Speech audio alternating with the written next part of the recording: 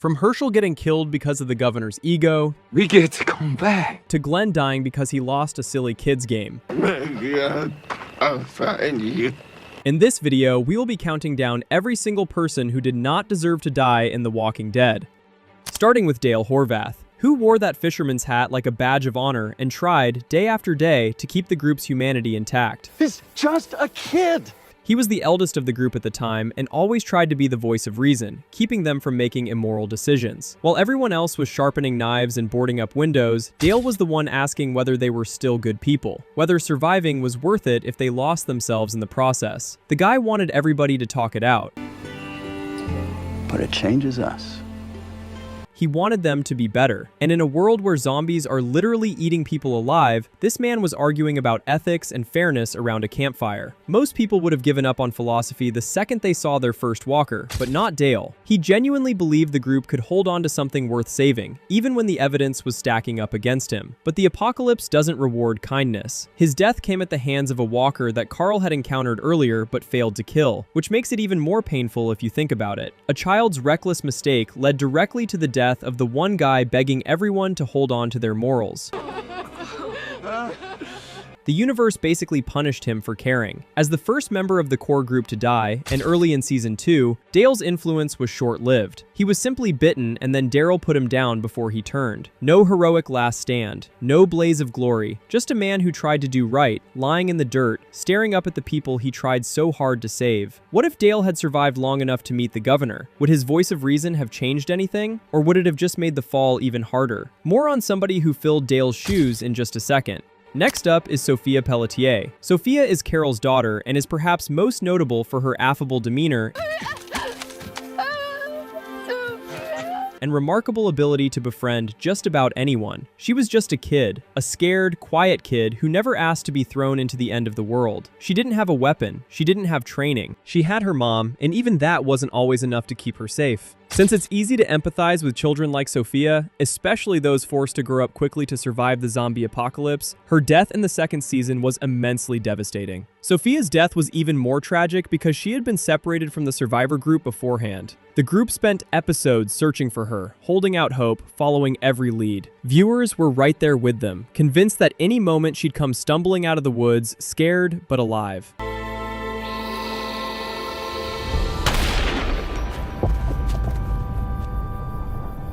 The group only realized that Sophia was dead when they saw the walker herd pouring out of Herschel's barn and noticed that a reanimated Sophia was among them. That moment is one of the most gut-wrenching reveals in television history. The hope that the group had been clinging to for weeks just evaporated in a single shot. Rick had to be the one to put her down, and the look on Carol's face is something that stays with you long after the episode ends. Sophia's death is one of the most memorable on the show because many were still hoping that she would eventually show up, and this simply shows the cruelty of the world of The Walking Dead. Sophia's death was pivotal to hardening Carol and changing her from the soft-spoken, submissive woman she was at the start to the hardened survivor she became. What if Sophia had lived?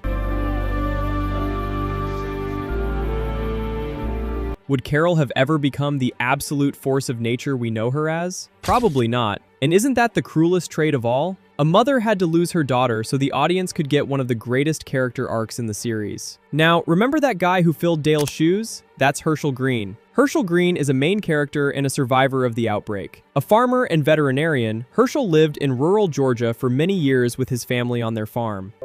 We need you now more than ever. The kind, protective Herschel opened his heart and his home to Rick and his survivors, and later filled Dale's shoes as a mentor and patriarch. Previously a veterinarian, he also provided the group with desperately needed medical care, allowing him to save the life of a critically injured Carl due to a hunting accident. When the group needed a doctor, Herschel stepped up. When they needed a leader they could trust, Herschel was there. When Rick was losing his mind, it was Herschel who pulled him back. This man lost his wife, lost his leg, nearly lost his faith, and still, he kept showing up for everybody. He never once used his own suffering as an excuse to stop caring about other people. If anything, it made him care more. A big part of Herschel's final arc on the show was making his fellow survivors see that mankind can come back from the brink of the apocalypse, and that their humanity is what separates them from the dead. You came back.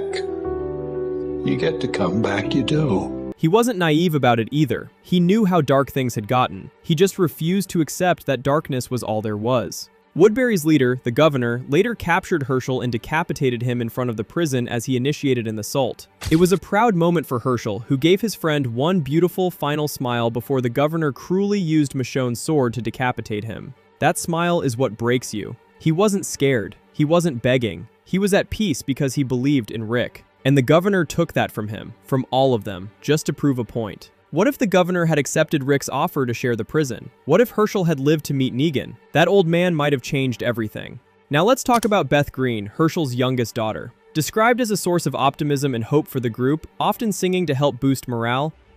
What about Dad, Beth?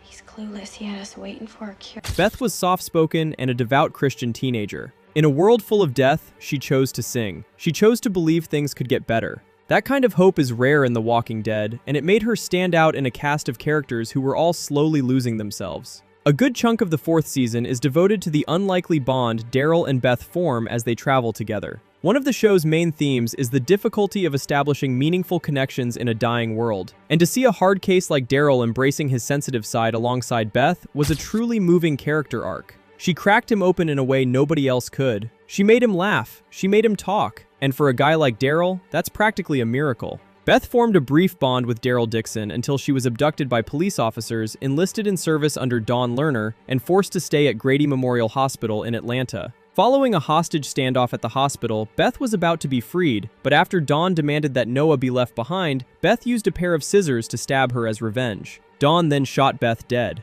Beth's death was the result of a complete accident, one so silly and pointless that it need not have ever happened. One split-second decision, one act of defiance, and just like that, she was gone.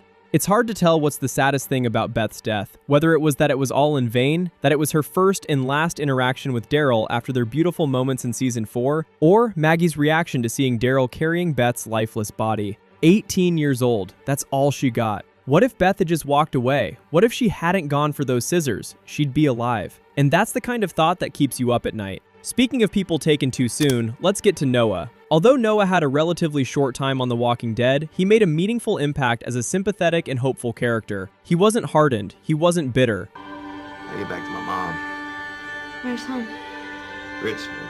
He was a teenager who still believed in building something. He wanted to learn architecture. He had a plan for after the nightmare ended. How many characters on this show can say that? He was the reason Beth pulled that stunt at the hospital. She wanted Noah to go free. He did get out, but it didn't last long. And that's what makes the whole thing even more tragic. Beth died so Noah could live, and Noah barely got any time at all. While on a supply run with Glenn and others, Noah became trapped in a revolving door as walkers closed in. Despite Glenn's desperate efforts to save him, Noah was pulled into the horde and brutally torn apart and killed. A revolving door. Of all the ways to go in the apocalypse, this kid got trapped in a revolving door.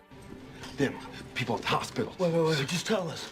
Is there a blonde girl? Glenn had to watch the whole thing happen, pressed against the glass, inches away, and there was nothing he could do. Absolutely nothing. That image haunted Glenn for the rest of his life, which, as we're about to discuss, wasn't nearly long enough. What if Nicholas hadn't panicked in that moment? What if they'd all made it out of that building? Noah had his whole life ahead of him. He had plans, and they were shredded in seconds. And finally, we need to talk about Glenn Rhee, The Walking Dead's eager boy wonder, who helped save Rick at the very beginning and risked his life on countless supply runs before wooing and wedding Maggie. Glenn was the heart of this show. He was the pizza delivery guy who became one of the bravest people in the entire apocalypse. He refused to become cold. He refused to stop caring. Even when everyone around him was losing themselves, Glenn held the line. He was proof that you could survive without becoming a monster, that you could fight and still be kind, that you could lose everything and still choose love. Glenn Rhee's death in The Walking Dead is considered one of the saddest and most devastating in the entire series. In the Season 7 premiere, Negan brutally kills him with his barbed wire-covered baseball bat, Lucille, in front of Rick's entire group.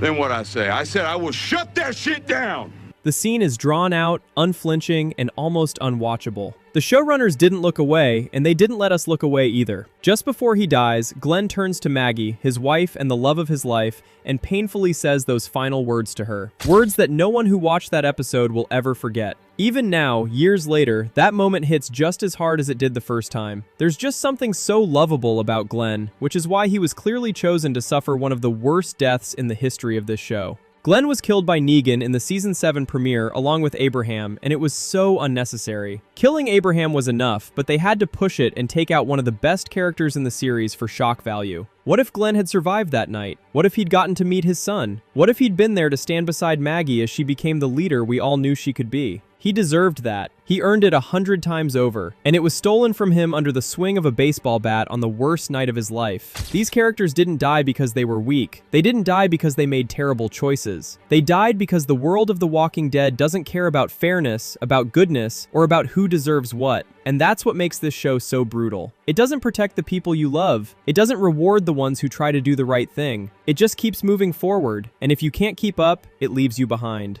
Comment down below and tell us which death you think was the most undeserving. We genuinely want to know because this debate could go on forever. Thanks for sticking around, and yeah, a real human wrote this, I promise.